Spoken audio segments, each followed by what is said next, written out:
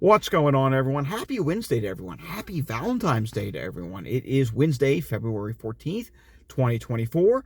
Today, we're going to do something a little bit different. We're going to talk about some things that have happened recently in the weather world, such as forecast just not going as expected. It's happened several times. We just had a major storm that impacted the U.S. It started off as a storm system down in the south, and then it made its way up to the north as a winter storm.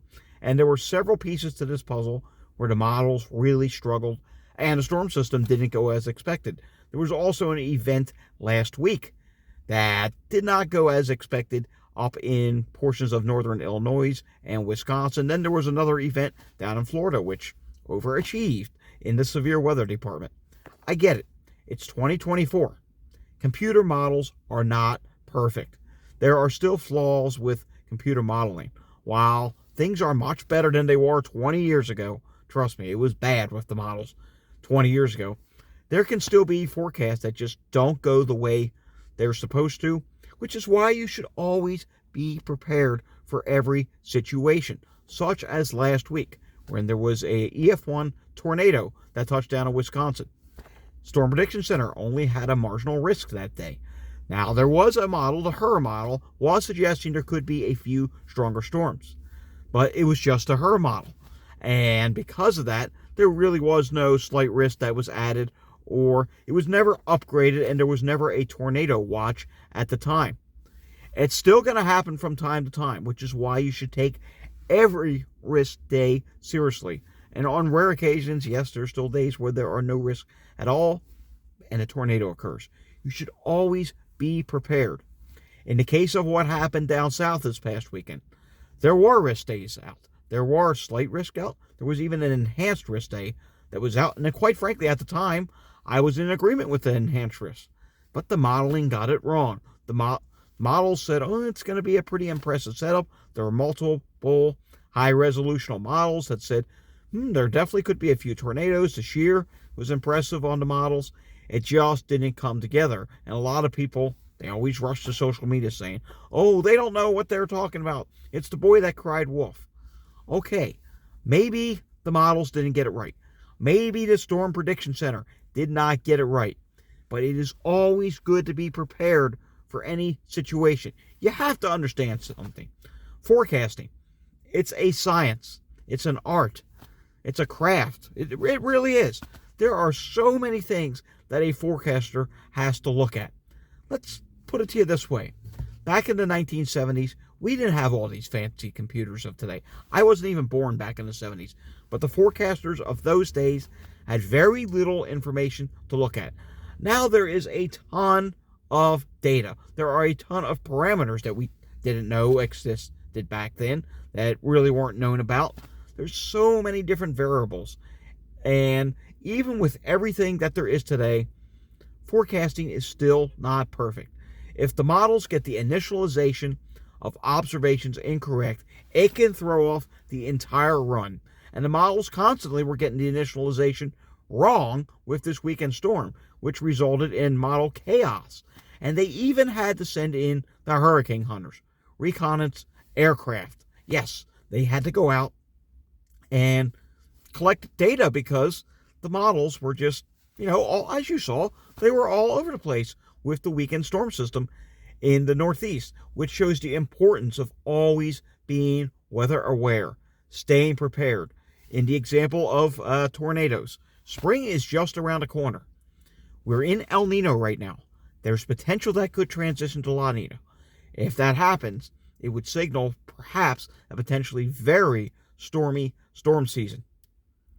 Don't wait to the last minute until a storm is forming or until it becomes a severe weather day to have your plan in place. Know what your plan is in case of a tornado. Know what your plan is in case of a major winter storm. Okay, are you going to have the proper supplies? Are you going to know what to do when a tornado warning is issued for your area? Don't wait to the last second.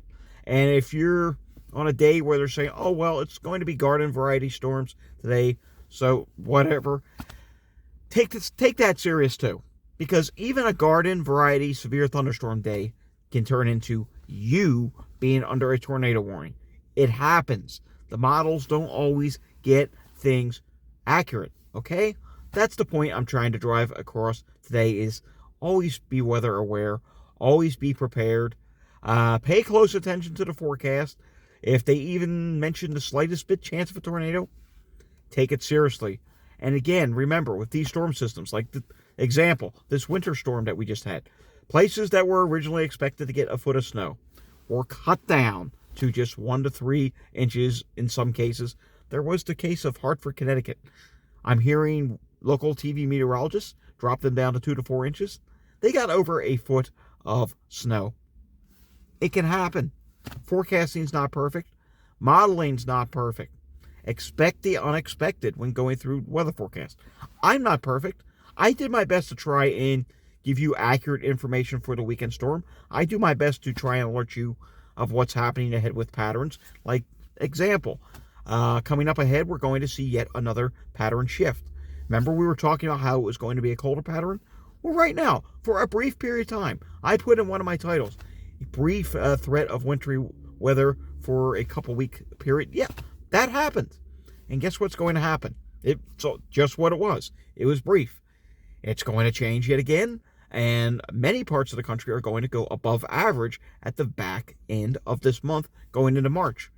It's too soon to say what March is going to do, but if I had to give it a guess, I would say there's probably going to be some places that are going to have above average temperatures, and it would not surprise me whatsoever if there are some tornado threats going into March. It's normal, but if we start transitioning to La Nina, be prepared.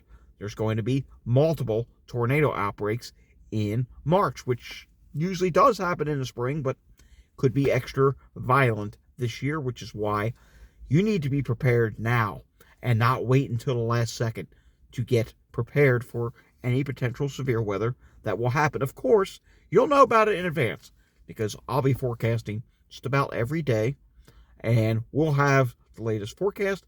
Again, tomorrow, we are watching the potential for some more snow in the Mid-Atlantic region.